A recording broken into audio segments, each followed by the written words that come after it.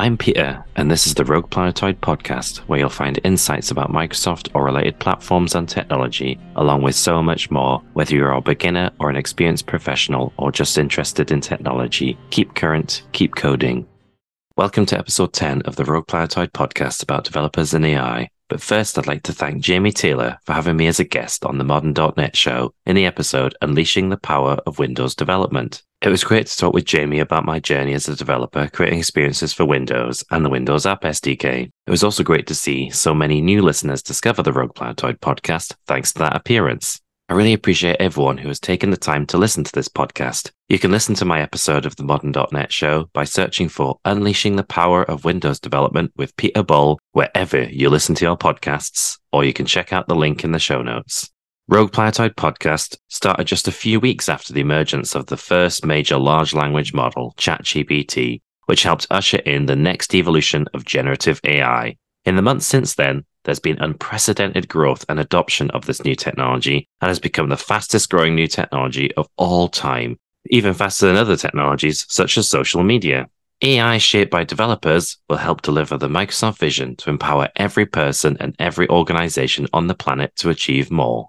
Microsoft Build AI Day was recently held in London, talking about generative AI having the potential to reach every part of society in every part of the world, and it is the role of developers to produce the experiences and applications of this new technology. OpenAI revolutionized generative AI with ChatGPT that allowed anyone to type what they wanted and get what they needed. This was a game changer in the world of user interface design, where natural language became the way anyone could interact with ChatGPT to learn, have fun, or just create content. ChatGPT allows you to get answers to questions, create original content, along with remembering what was said in a conversation, allowing for clarifications and corrections. Not only did ChatGPT make it possible to create amazing text-based content, but it was also possible to create image-based content with DALL-E, which could create images based on descriptions. DALL-E allows you to create realistic-looking images, combining concepts, attributes, along with styles, just by describing what you want with a text description.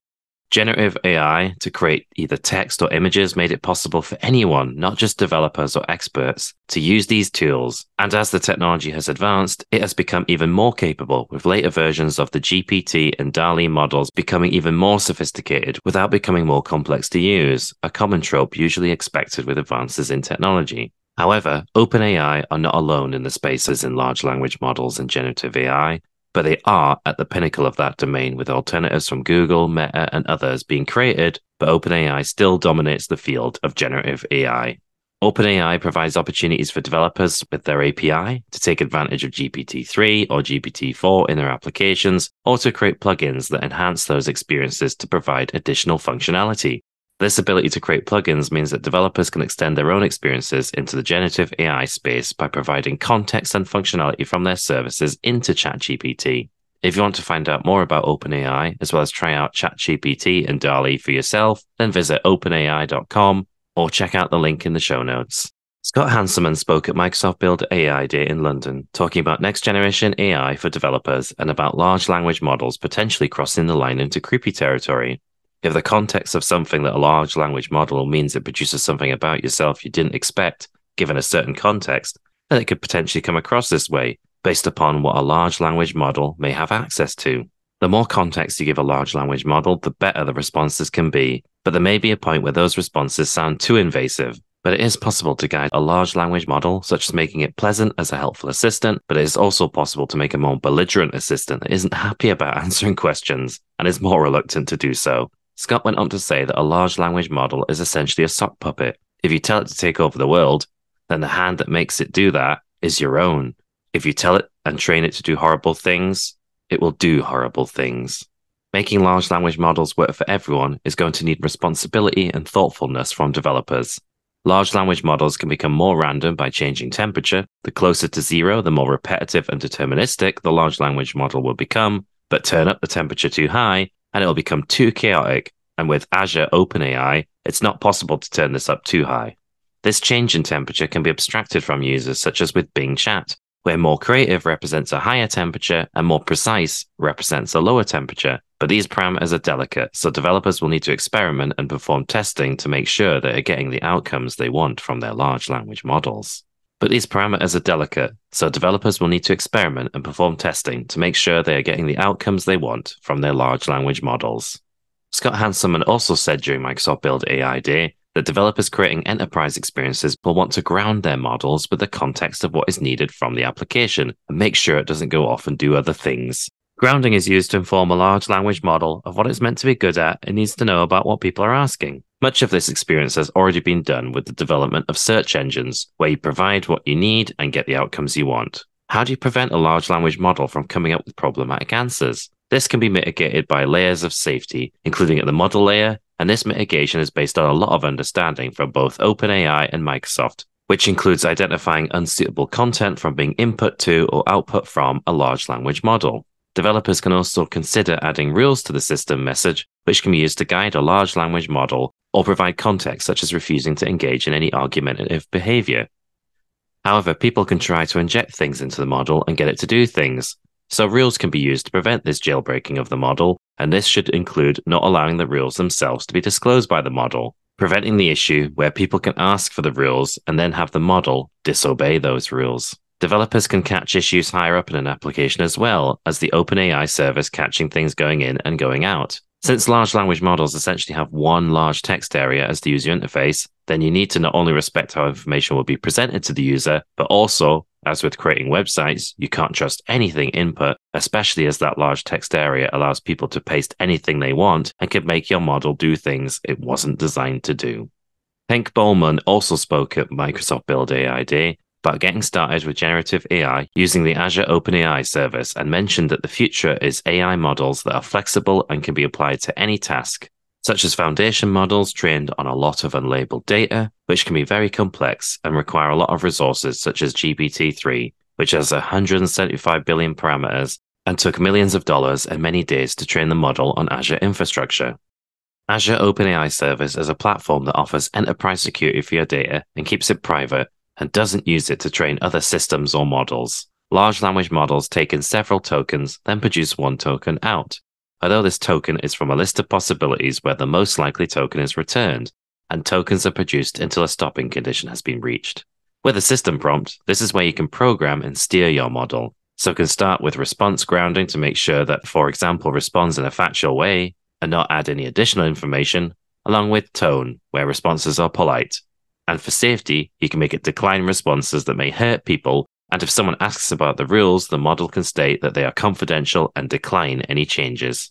Henk also said during Microsoft Build AI Day that if you want to have structured data back from unstructured data, then you can support the calling of functions, where you can have data returned in the format that you need. You can use the Azure OpenAI service on your data, but the models themselves were fixed at the point they were trained, so they are not retrained on your data and will not contain any of the knowledge from your company. So you need to ground the model with your data so that the model can reason over this data, which is not learning.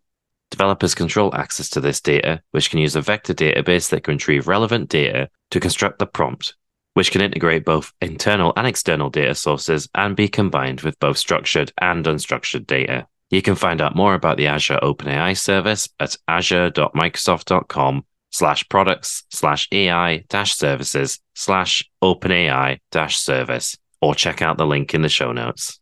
GitHub Copilot started 2 years ago as a comparatively early effort in the development of generative AI and large language models, given the pace of change since it was released, and was trained on the English language, public GitHub repositories, along with other publicly available source code.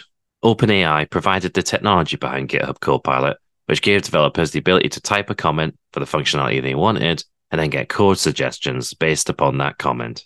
The main aim of GitHub Copilot was to reduce the amount of boilerplate code needed to be written by developers so they could focus on the problems they needed to solve and keep them in their flow, rather than reproduce or replicate already solved solutions.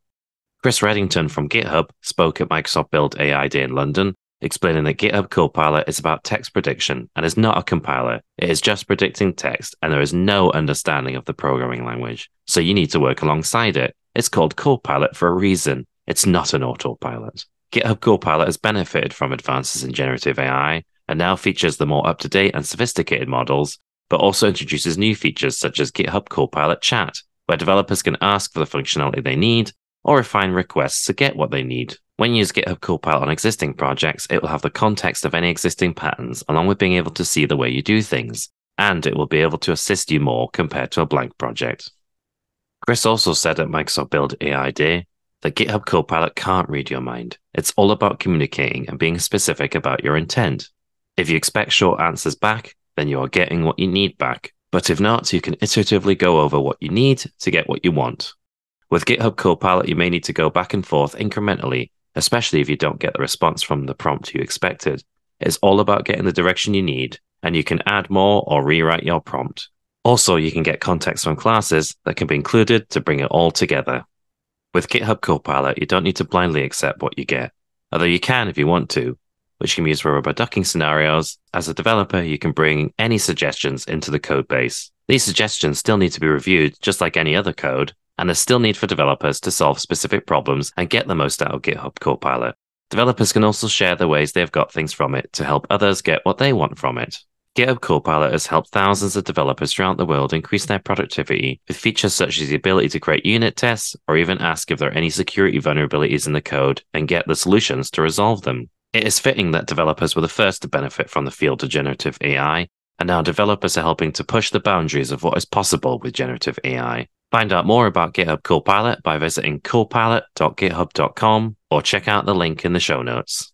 Seth Juarez also spoke at Microsoft Build AI Day in London and helped explain exactly what generative AI is and the type of impact it has had that's been very different to previous advances in technology. Seth said that usually it is people in the technology industry telling everyone to use something, but with everyone else saying they're not going to do it. However, with generative AI, it's been everyone else saying generative AI is important, and those in the technology industry were caught a little off guard by this. Large language models take in a fixed number of tokens, which are made up of pieces of words. So rather than having every type of text, these are broken up into pieces of around 4 characters. And when you get a token output, this is actually from an array the size of the dictionary, with the probability of the next word being the most likely, and depending on the factor known as the temperature, will control which of those tokens are returned, and so on to the next token until the output is complete. And this is why a large language model looks like it's typing as the next token is selected, but this can seem to give the model human-like qualities. But this is a misunderstanding. Never assume a large language model knows anything. All it is a language calculator. So the main job is to put the right stuff in so the likelihood of what you want comes out. As developers, we need to validate and test inputs and outputs. Although AI may not be dangerous on its own, if you give those kind of systems agency, then it could go wrong. Seth Juarez also said at Microsoft Build AI Day that when using Azure data with large language models, your data is being added to the prompt, not the model, and any inputs or outputs are not available to any other customers or any other AI. However, there is a content filter for both input and output that is built into the service, which can help prevent abuse, which can be opted out of, but should you do so, then if a model is abused, then it is up to the developer to respond to that abuse rather than Microsoft. If developers want to add more data and have more control with the large language model, then it is possible to use prompt flow, which helps orchestrate flows into the prompt. This could be information about customers or documents along with data from a database, and these prompt flows can be validated and tested, and you can evaluate that any answers are grounded. Answers may be wrong, but as long as someone can correct it, then that is okay, as long as responses are factual and can check if answers are grounded in the context that was needed. Seth also said that developers can check how grounded a model is by outputting the context and performing testing using a large language model adversarially against your model as a language calculator to score those outputs from 1 to 5 to see what good or bad answers are being returned. Developers can deploy their models and then turn on the collection of data to store the actual input and output of the data and monitor when grounding of a model goes down. To read more about Microsoft Build AI Day, with insights from Scott Hanselman, Henk Bowman, Chris Reddington, and Seth Juarez, then you can read my article at rogueplanetoid.com/articles/Microsoft-build-AI-day, or check out the link in the show notes. Generative AI is a truly transformative technology that is leading the way with unprecedented adoption across not only in the technology industry, but in the general population too. Satya Nadella, CEO of Microsoft, spoke at Microsoft Envision in London and talked about multimodal, multi-turn, and multi-domain generative AI is having the biggest impact for the user interface compared to the development of the PC or the smartphone. Satya went on to say that AI needs to be balanced with the risks and concerns about the usage of it, so we need to keep talking about the capabilities and impact along with any unintended consequences, and not wait for it to potentially have a devastating impact on society. Satya also stated there will be a structural shift when it comes to jobs and skills, where some will be automated and others will mean different skills, although these will be able to be acquired on the job so that the skills and talent come together. These new skills will act as a signal for other jobs that will be created, and many of those will need different skills. And if that takes time, we can use large language models themselves to acquire those skills, as they are a great leveler in terms of working your way up the skills ladder, and jobs will appear with better wages and support to drive productivity within companies and skills to drive monetization. Microsoft is leading the way with AI, including accelerating productivity with AI features built directly into Microsoft tools and services, allowing developers to create their own AI-based tools and services, all while ensuring that principles have been put into practice and AI functions as intended. To find out more about building the future faster with Microsoft AI, then visit microsoft.com/AI or check out the link in the show notes. Thanks for listening to the Rogue Planetoid podcast, where each episode you'll find insights about Microsoft or related platforms and technology, along with so much more, wherever you listen to your podcasts, or at rogueplanetoid.com/podcasts. For the Rogue Planetoid podcast, whether you are a beginner or an experienced professional or just interested in technology, keep current, keep coding.